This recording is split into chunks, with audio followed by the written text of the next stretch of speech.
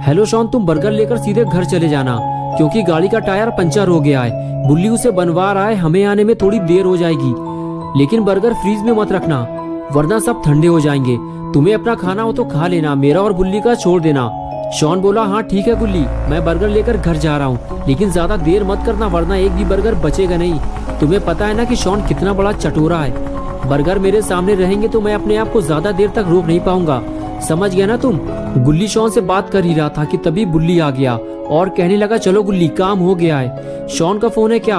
गुल्ली बोला, हाँ बर्गर मिल गए हैं उसे, वो घर लेकर जा रहा है। बुल्ली ने कहा, गुल्ली तुम उससे कह दो स्कूटर चलाते हुए बात मत करो, एक्सीडेंट बहुत होते हैं इससे, और मौसम भी कुछ ठीक नहीं लग रहा है, जितने जल्दी हो सके घर चले जाओ। बुल्ली ने जो कुछ भी गुल्ली से कहा गुल्ली ने शॉन से बता दिया। लेकिन शॉन बोला, गुल्ली तुम डरो मत, मैं सालों से स्कूटर चला रहा हूँ, मुझे कुछ नहीं होगा। और तभी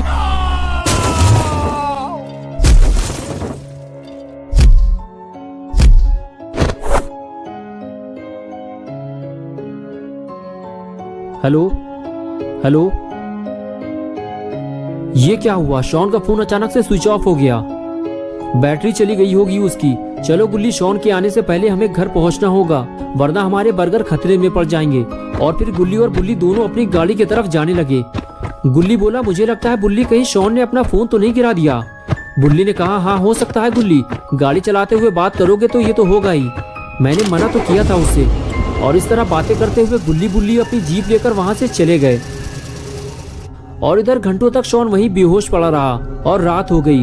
और कुछ देर बाद जब बारिश की ठंडी बूंदें शॉन पर गिरी तब शॉन को होश आया और उसने चारों तरफ देखना शुरू किया कि वो तेज बारिश में कहाँ फंस गया है।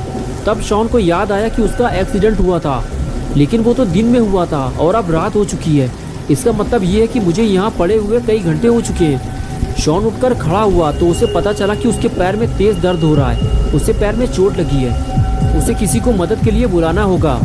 लेकिन यहाँ आसपास तो कोई नहीं है। अगर शॉन को गुल्ली और बुल्ली की मदद चाहिए तो उसे अपना फोन ढूंढना होगा।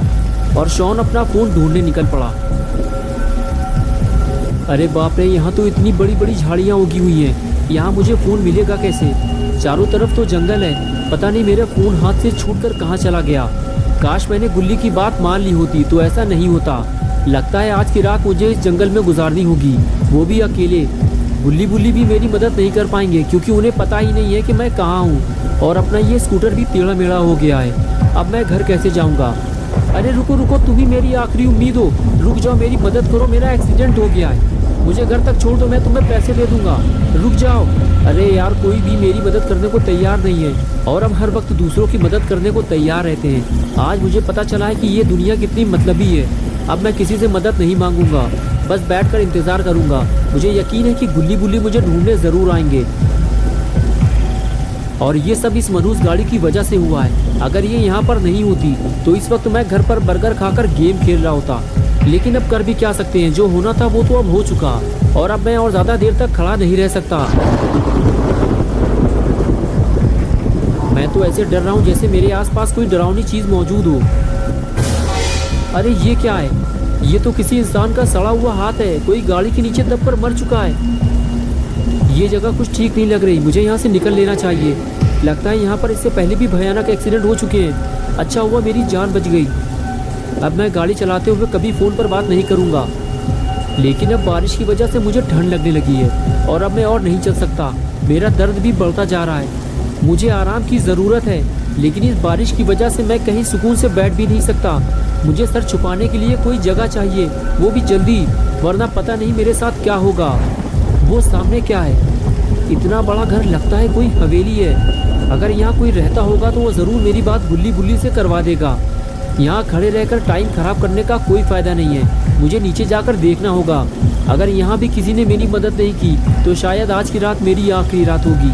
और जब गुल्ली बुल्ली मुझे ढूंढते हुए यहाँ तक आएंगे तो उन्हें सिर्फ मेरी लाश मिलेगी और कुछ नहीं। ये जगह कितनी अजीब लग रही है, लगता है यहाँ कोई रहता ही नहीं है। चारों तरफ बड़ी बड़ी झाड़ियाँ और कूड़ा कबाड़ फैला हुआ है। देखकर तो ऐसा ही लग रहा है कि ये जगह सालों से वीरान पड़ी हुई है। ये आवाज़ कैसी थी? अरे ये तो बिल्ली है, इसने मुझे डरा दिया।